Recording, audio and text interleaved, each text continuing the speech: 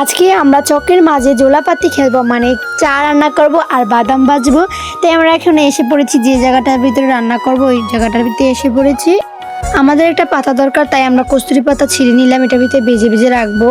আর এখন পানি দিয়ে ভিজিয়ে রাখছি এখানে বুটগুলা, আর কোরিয়াটা বসিয়ে দিলাম। এখন আমি এই যে এটার ভিতরে সব মিক্সার একসাথে নিয়েছিলাম, দুধ, চা, চিনি একসাথে নিয়েছি। এখন লাড়কি দিয়ে জালটা ধরে নিলাম আর পানি দিয়ে এখন সবগুলো দিয়ে দিব। পানিটা গরম হয়ে গেছে, দেখো এখানে আমি সব কিছু কিন্তু একসাথে দিয়ে দিয়েছি। কি সুন্দর চকের মাঝে আমরা রান্না করছি, দেখতে অনেক ভালো লাগছে। কিন্তু দেখো চা হয়ে গেছে, এখন আমরা বাদামগুলো ছুলে নিব, বাদামগুলো বেজে নিতে হবে আর কি। বাদামগুলো ভাজা হয়ে যাচ্ছে, দেখো কি সুন্দর কালার হচ্ছে, পোড়া পোড়া আর কি। বাদামগুলো একের প্রায় ভাজা হয়ে গেছে, এখন আমরা নামিয়ে নিব। সব বাদাম পড়িয়ে গেছে, এখন আবার আমরা নিচ থেকে উঠিয়ে নিলাম যে কটা পড়েছিল। খেতে অনেক মজা ছিল বাদামটা আর কি। আর এখানে বুটগুলো আমরা কি করব, খাওয়ার শেষ হলে ভাজবো।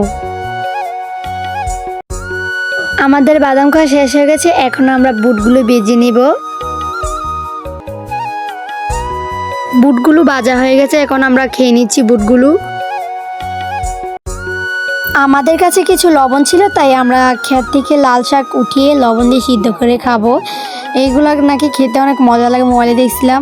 আর আজকের ভিডিও কিন্তু এ পর্যন্ত। আমরা এখন কলসের ভিতরে পানি নিয়ে বাড়িতে চলে যাব।